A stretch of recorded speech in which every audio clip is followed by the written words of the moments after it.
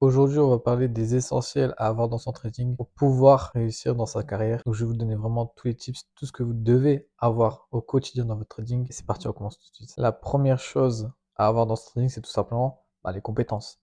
Les compétences en tant que trader, donc ça part de l'analyse technique, ça part de la base de tout. Connaître vraiment les bougies japonaises, connaître la fondamentale, vraiment toutes ces choses-là qui sont très très très importantes dans le trading. Et si tu n'es toujours pas passé par cette phase, commence maintenant, apprends, trouve plusieurs concepts. Et ne perds pas énormément de temps sur 10 000 chaînes YouTube, 10 000 vidéos, ça ne sert strictement à rien parce que la plupart du contenu sur YouTube, il se ressemble ou alors généralement c'est de la merde. Concentre-toi sur l'essentiel, prends vraiment des choses concrètes, des concepts qui marchent, qui fonctionnent, ok, et teste-les, c'est très important. Et tu prends vraiment deux, trois concepts avec une ou deux confirmations supplémentaires et là tu as une base de concepts qui sont clairs, précis, mécaniques. C'est très important d'avoir des concepts mécaniques. Pourquoi? Parce que ça va vous aider à simplement simplifier votre trading et faire les choses de A à Z comme un robot, de façon claire, sans dévier votre plan en fait. Donc c'est très important. Donc apprenez des concepts qui sont mécaniques, qui fonctionnent, qui vous permet de pouvoir avoir un edge sur le marché, un avantage. Et à ce moment-là, on peut passer à la deuxième étape. Deuxième concept, c'est tout simplement de te créer un plan de trading avec ces concepts-là. Donc avec les concepts, qui te permet d'identifier la tendance, qui te permet de pouvoir savoir où tu vas rentrer précisément, tes confirmations, et j'en passe. Toutes ces choses-là, il faut que tu les notes, il faut que tu fasses un plan de trading clair à toi, personnel, à 100%. Ensuite, une fois que tu as créé ça, tu as vraiment un plan détaillé de A à Z qui est mécanique et qui va te permettre d'avoir cet avantage sur le marché et tu vas pouvoir trader vraiment tous les jours.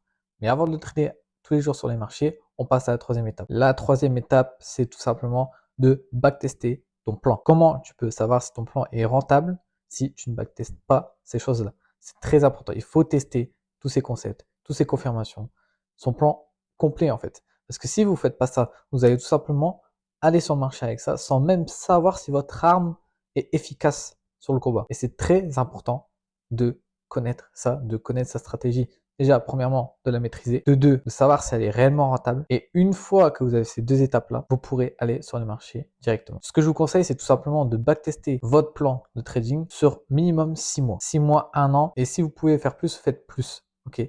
Parce que plus vous avez de data, plus vous avez de données concernant votre plan et que vous voyez qui est rentable sur la fin de l'année, même si vous avez quelques mois négatifs, il faut savoir c'est qu'en trading, vous pourrez avoir des mois en négatif. Si vous allez avoir peut-être des mois, par exemple à 2%, moins 1%, ABE, à plus 5%, si vous faites des bons mois, plus 10%, c'est faisable, mais très rarement, mais ça peut être possible. Et encore une fois, il faut vraiment avoir l'œil sur tout. Votre win rate, votre risque ratio, quelle session vous devez trader, quel jour vous êtes profitable et quel jour vous n'êtes pas profitable. Tout ça, il faut vraiment tout noter. Il faut vraiment faire une grosse analyse sur votre backtest comme ceci. Et aujourd'hui, vous avez des outils à portée de main pour faire tout cela.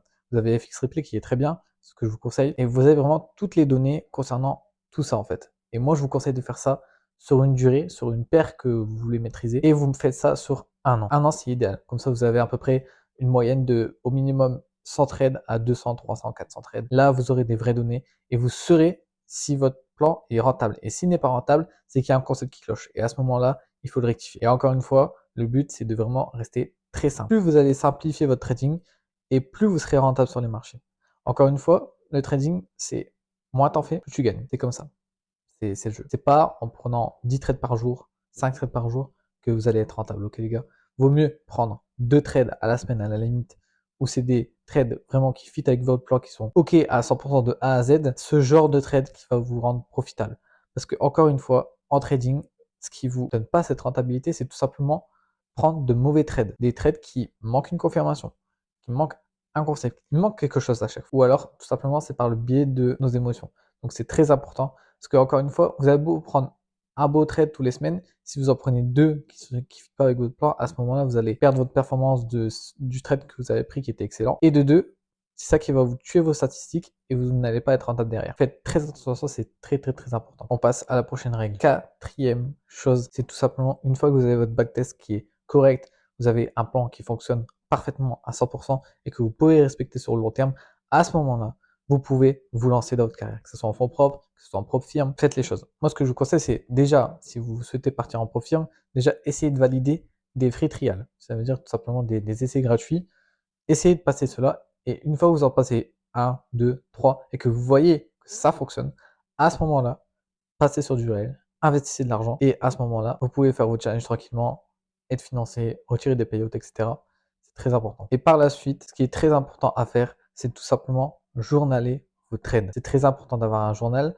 Pourquoi? Parce que le fait de ne pas avoir un journal sur ce que vous faites, vous ne pourrez pas noter vos erreurs que vous pouvez potentiellement faire. Vous ne pouvez pas savoir les bons comportements que vous avez eus. Vous ne pouvez pas analyser vos émotions que vous avez eues sur le marché pendant ce temps sur le trade. C'est très important d'avoir un journal pour vraiment noter tout ça. Notez vos positions déjà de 1 pour voir à quoi ressemble visuellement vos trades parfaits, voir vos confirmations, voir vraiment tout et aussi avoir des annotations qui vous montrent vos erreurs, vos réussites, votre risk management, comment vous avez managé votre trade, etc. C'est très important de tout noter. Est-ce que vous avez respecté votre plan? Est-ce que vous étiez dans la tendance? Est-ce que vous avez eu toutes vos confirmations? Comment vous vous sentez avant le trade? Comment vous êtes sorti pendant le trade? Comment vous avez managé votre trade? Et comment vous êtes sorti après le trade? Après le résultat. Et tout ça, c'est très important de le noter. C'est pour ça que le journal est vraiment très important. C'est l'un des outils les plus importants dans votre trading parce que c'est grâce à lui que vous allez avancer, que vous allez apprendre vos erreurs et ne plus les refaire par la suite.